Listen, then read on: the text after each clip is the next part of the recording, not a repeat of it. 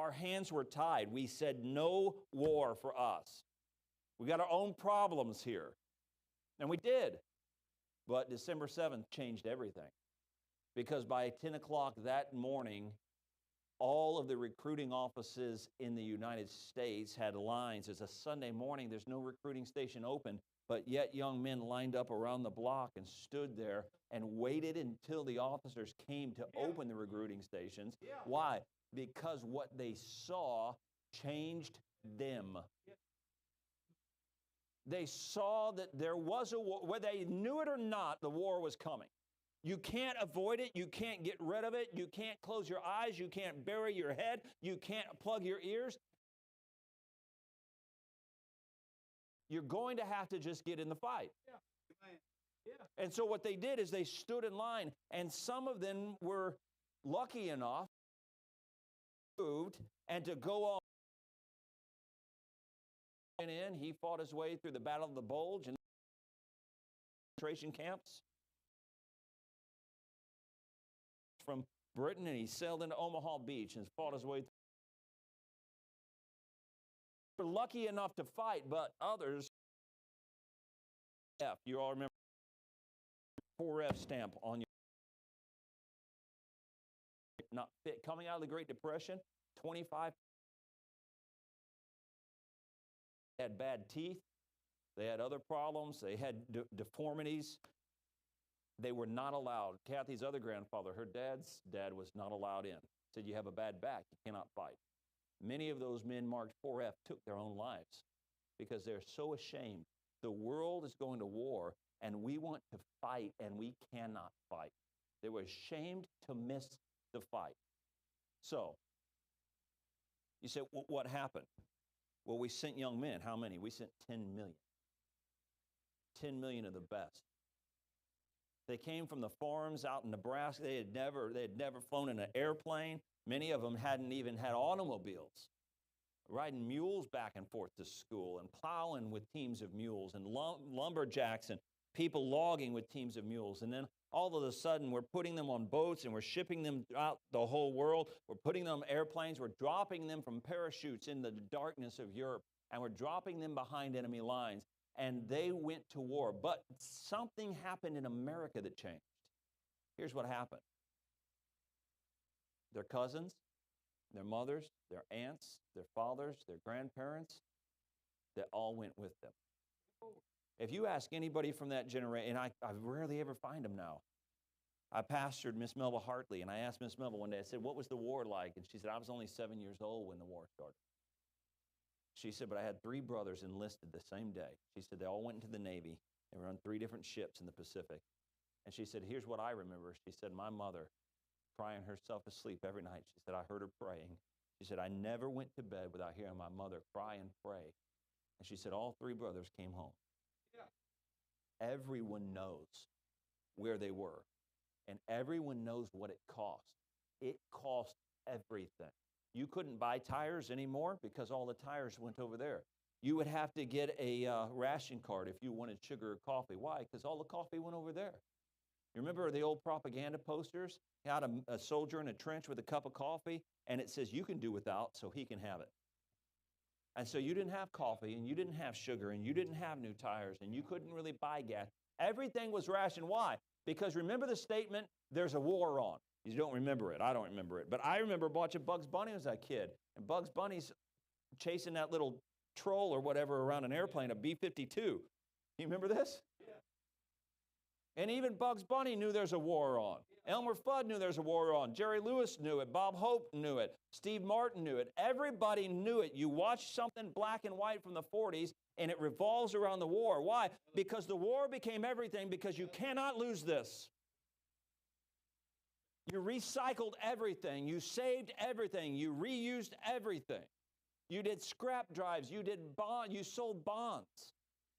You would take every Friday and you would take a portion of your check and you would buy a war bond. Why? Because somebody has to pay to go to war. And we didn't make new crawlers. Why? Because Chrysler made tanks. And because Ford made Jeeps. And because every factory that used to make dishwashing machines and refrigerators now is making explosives, ordnances. Everything became about the war. There was no way to lose that war. It's impossible. 100 million people in America signed up and went to war. Wasn't 10 million? Everybody. They all went to war. And if somebody tried to get out of the war and dodge the draft, buddy, let me tell you something.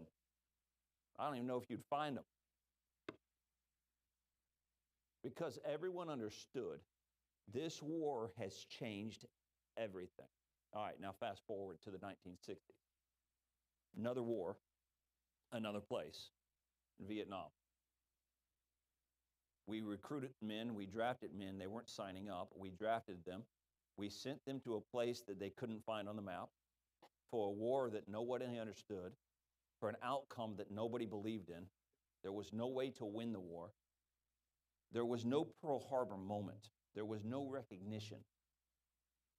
And we sent them and we buried 35,000 young men. And when the survivors came home, people spit on them and cursed them, called them baby killers. It was all over the news. They're killing babies. They're destroying the land. It's a different war. And when I was a kid, I remember growing up in the 1980s, you would pull up to a stoplight. There'd be a man with a sign. It says, "Help, Vietnam veteran." You all remember those days? Help, Vietnam. They were why? Because they turned around in Vietnam and they looked back and they were fighting the battle by themselves. Hey, my grandfather had a hard time in World War II. But when he got home, and I used to hear him tell the story, he got home, he said it took forever to get over there. He was on this ship, and it was all crowded on, and he said the food was bad, and he said the atmosphere was bad. They were sad, and they didn't know what they were going to get into. He said on the way back, they sailed back on Hitler's personal cruise liner, and they had all of Hitler's caviar. Yeah. And he said it was a party on the way home. And when they got back to the United States and they came into the port, he said there were thousands of people lining the ports to welcome them back. The battle wasn't any harder. The difference is no one went with the guys in Vietnam. The battle wasn't any harder. Here's where we're at. We're in the Vietnam mission. One of your young men comes forward tonight and he says, "God pressed on my heart to go do mission work." And we all get excited about it. And one day we're going to lay our hands on him. We're going to commission him. We send him. And in a year later, his mom and dad remember him, but that's about it. Everybody drops in a 5 or a 10 once a month, so make sure, he can buy a new pair of shoes. But there's no heart. And until we get the heart of missions back in the local church, we're going to be sending missionaries to the slaughter. You wonder why they come home in 3 years, 5 years, 6 years. They come home, their marriages are struggling, their kids are struggling, they're struggling financially, they have no way to buy. I came home from Africa at 24 years old. I didn't have a car, I didn't have a house, we didn't have any dishes, we didn't have any bedding, we started all the way back over, and I'm thankful that God impressed on some people to help us because I don't know where we'd have been. Somebody was gracious to help us.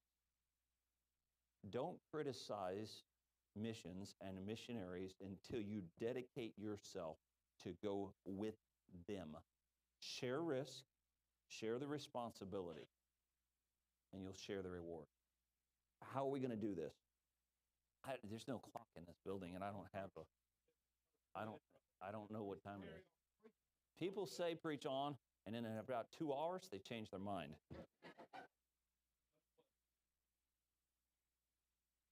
So let me give you a couple practical things. Look back at verse number 16. And they came near unto him and said, "We will build sheepfolds here for our cattle and cities for our little ones." You want to go to battle? You want to go to war with your missionaries? Take some creativity. Moses is saying we got to go fight, but we're saying this is good ground, and what are we going to do about this? And somebody says, I got an idea. We'll build sheepfolds here. We'll leave our animals, we'll leave our children and our wives. We'll go fight with them and we'll come back. Moses said, that's a good idea. Have you ever exercised creativity? You said, Brother Matt, what are you talking about, go with your missionaries? I'm talking about developing a plan to let that missionary see your heart never forsakes them. You're always there. I'm talking about communication. I'm talking about finances. I'm talking about missions trips. I'm talking about however you can be creative. I'm talking about making money creatively. So I told you I was raised poor, I think. My parents have never divulged whether they have money or not. I have to wait till they die to see if they have any money. So we grew up in an environment where we just made $4 to $8 an hour. My dad worked at a Napa Auto Parts. Every hour he worked, they traded him money. All right, you give me an hour, we'll give you $8. That's why we had one chicken nugget. It was just, that was, my grandfather, my dad's grandfather was a mechanic, worked from home. Somebody'd bring their car over, he'd fix it for $30, and he'd had to wait for the next car to come. Just, that's what we did. You know, you can get creative tonight, get outside the box. I came back from Africa. I had never made more than $10 an hour in my entire life. I didn't know people made more than $10. Of course, this is back in the old days. $10. You said $10 a lot back then. It was not a lot. I had never made more than $10 an hour. I answered an ad in the paper, and it was for construction sales. I said, I don't even know what that means. Like, is that the guy at Home Depot with the orange apron? I did not know what it meant. And so I called the guy, and he said, well, why don't you come in and interview? And I said, well, I don't even really know what you do. He tried to explain it. I couldn't understand it. And then I did what everyone does. I lied. And I said, well, I'm not really interested unless I can make at least $1,000 a week. Now, I had never seen $1,000 a month. And he said, oh, yeah, that's fine. Yeah. He said, that's not a big deal.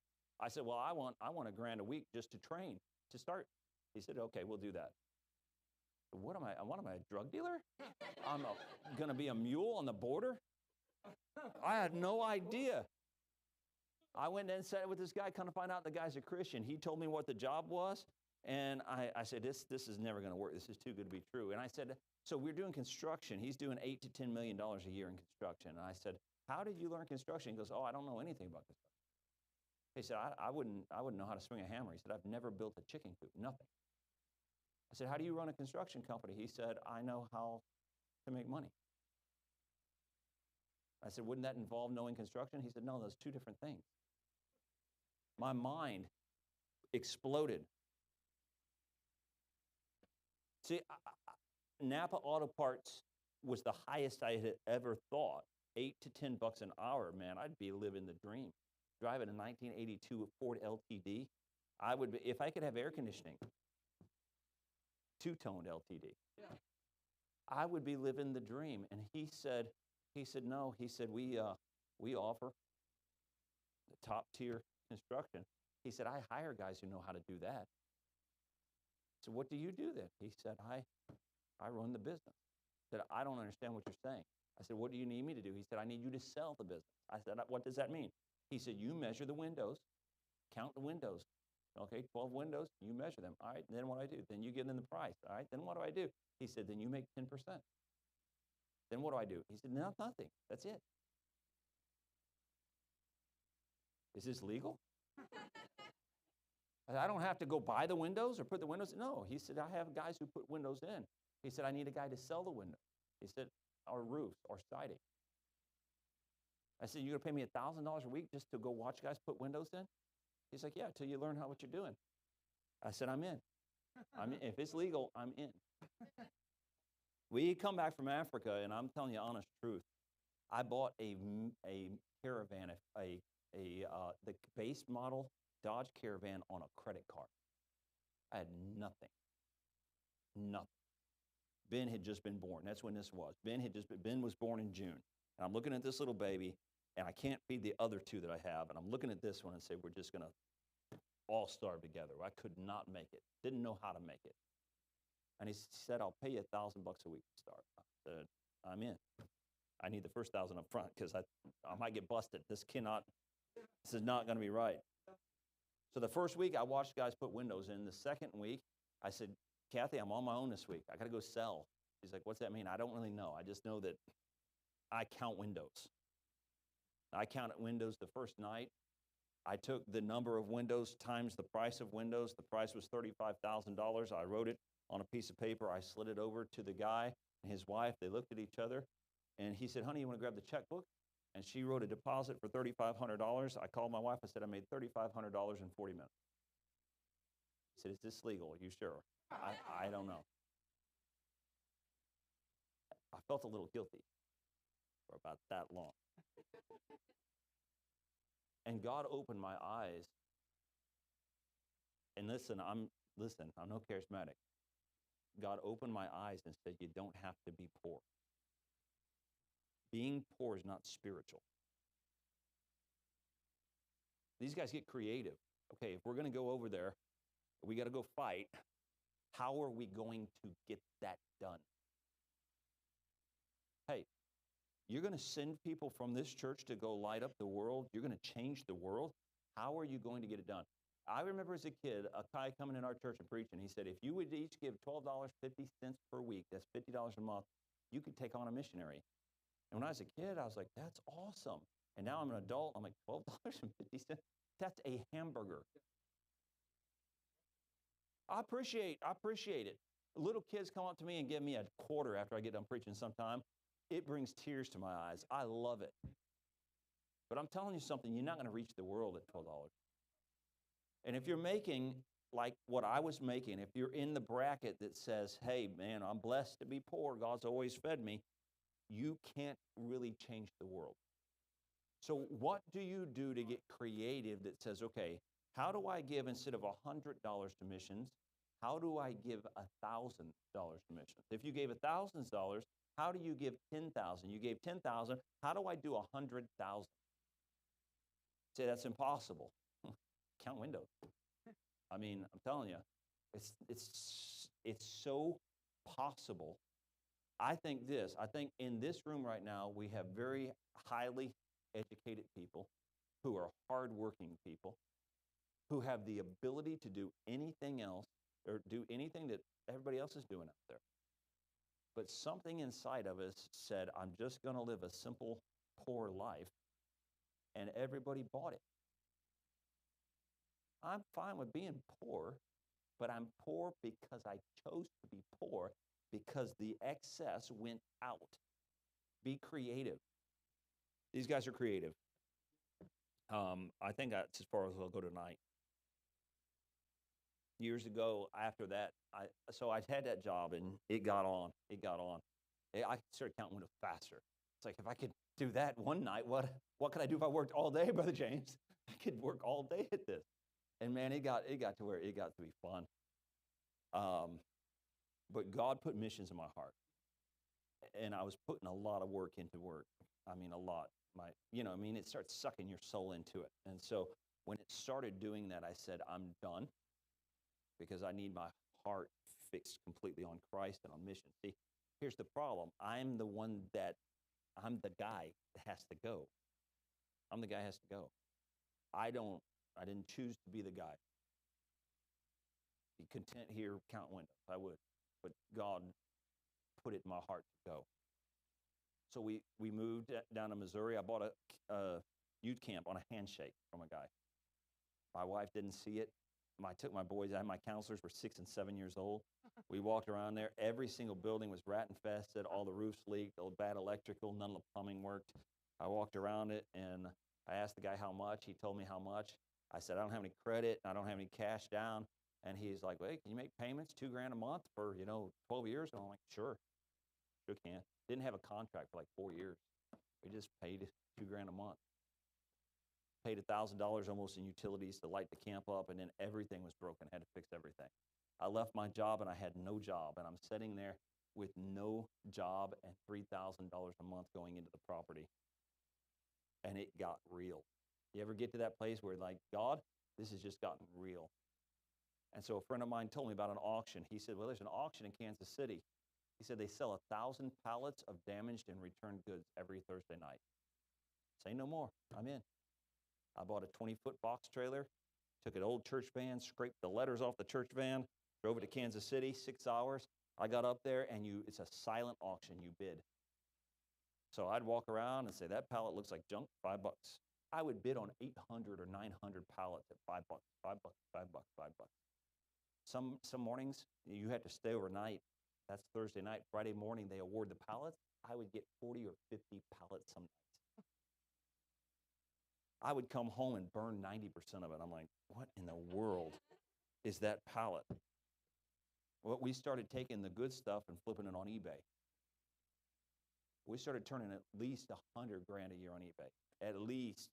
One night I bought this little box of little blue and white things, and it was a box. There must have been 500 of them. Come to find out, they're the Delta shower mixers. You ever take apart your shower, the handle, and there's that little guy in there, like his top is blue and the bottom is white. He's got two little legs. They're $50 a piece. I looked down this box. There must be 500 of them. I put them on eBay at $40 a piece, and every day for 2 years almost, I just sold those things, $50, $40 a piece. We'd pray. We'd say, God, you know, we give away all our money. We don't have any money. We need some money. I'd sell 4 of them, $160. We bought dry erase. One day I bid on dry erase boards. They must have had 300 16-foot dry erase boards. And I'm like, oh, man, I'd like to have 4 or 5 of those, but everybody's going to bid too high on them. So I bid $5 on every pallet, and I got every pallet. Hundreds of dry erase boards, and all of them had a scratch right in the middle. All of them. Every one of them was, that's why they're there. It's a damaged auction. Every one of them has a scratch. So I cut them, cut the scratch out, put a new piece of frame on them, and I sold them like 6'8" dry erase board, 10'6" dry erase board. Sold them for years. Like special custom size, you know, custom order your size. 6 foot, 3.5 inch dry erase board. For years, I sold them. Here we are. We bought a church camp. We had to get very creative. And I wouldn't trade it for the world. God taught us some really valuable lessons. I'm thankful for those lessons. And I'm telling you something tonight. You say, okay, we're going to lay our hands on them. We're going to send them. We're going to ordain them. We're going to launch them, or we're going to partner with the ones who are going. Okay, you have to get your heart in. I mean, I'm talking 100%, completely invested, that you think about it every day. You pray every day. You plan to make some money every day. You set aside a portion of your income every day.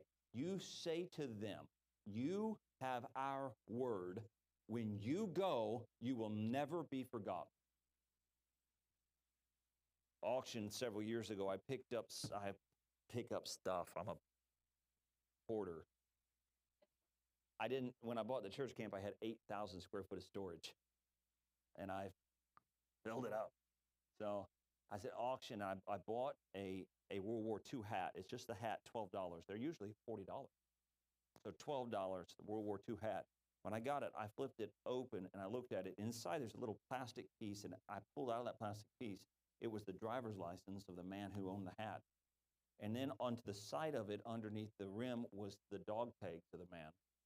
And then was the little insignias that go on the collar and all of this stuff. And then I found a photo of him. And then I found a Western Union telegram where his mother said this: Beryl killed in action in Sicily, and during the invasion, 1943. And I'm the only one in the world who knows the name Beryl Morgan. Brother James, I thought about selling that because I could probably get $300 now because it has everything with it. I paid $12, and from $12 to $300, that's a great return on investment. But I can't do it because when I walk into my office, I just look at it and I think, everybody else may have forgotten that man, but God somehow put him in my office so that he'll never be forgotten. He didn't have any children. He died at 20 years old. So I tried to find aunts, uncles, cousins, nephews, never found it, because I'd love to put it back in their home. I don't know where it came from. I couldn't find them. So I said, okay, God, you gave me that. I'm the only one in the world. Now you guys, all right? I've transferred Beryl Morgan's name to you. 80 years ago, he died on a hill in Italy, fighting for a piece of ground, and the world forgot him. And got to Africa and turned around, and you're like, I thought those guys had my back. And when you get there, you find out they don't have your back. You'll discourage the heart of the people. You'll kindle the anger of the Lord. You'll cause them to wander in the wilderness. And then you'll lose a generation. But if you keep this home fire alive, you keep passion moving forward, if you keep giving and praying and sending and going and calling and texting, email, if you keep it alive here, we will transform the world.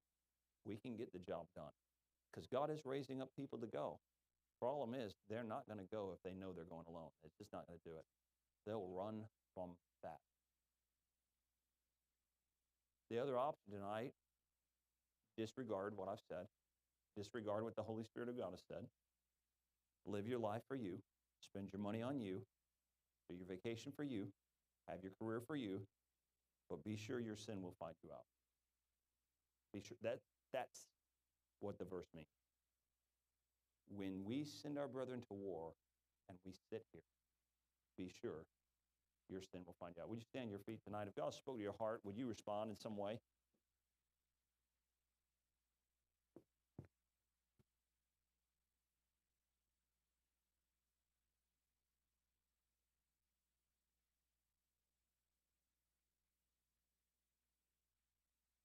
An amazing work for 12 years.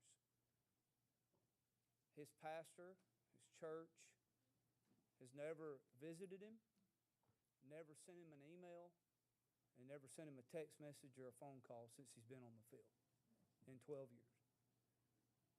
Man's doing more than just about anybody I know, but he's doing it by himself for the most part. That's sin, Brother Matt. That's sin. What could we do to hold up their arms and to hold that rope for them? Miss Christina, you go ahead. These altars are open. Would you come? Would you come?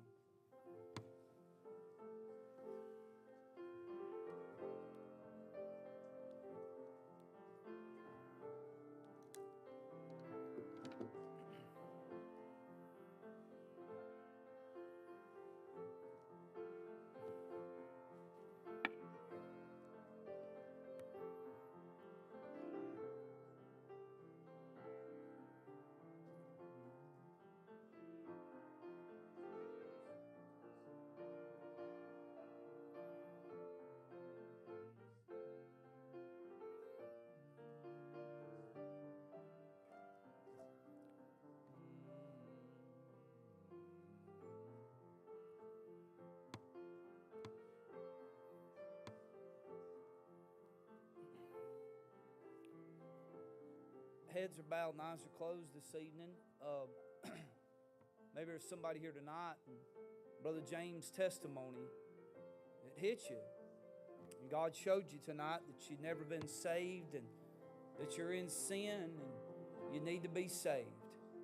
And if you're here that way tonight, nobody's looking around, the cameras are off, all that.